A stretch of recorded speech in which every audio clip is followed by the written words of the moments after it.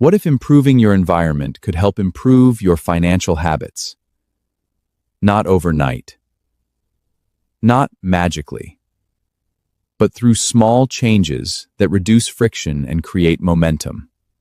In the last video, we talked about hidden blocks that can hold you back.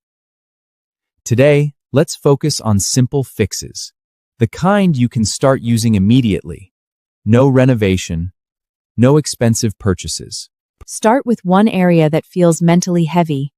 Maybe it's your desk, a pile of paperwork, or a corner that's been collecting clutter for months. Choose one space and completely reset it. Sometimes can fits when some. Sometimes clearing a physical burden helps clear a mental one too. Next, fix something you've been putting off. A broken light, a loose handle, a drawer that sticks every time you use it. The goal isn't the repair itself. It's rebuilding the habit of taking action instead of postponing it. That's a mindset that supports progress. That's a mindset that supports progress.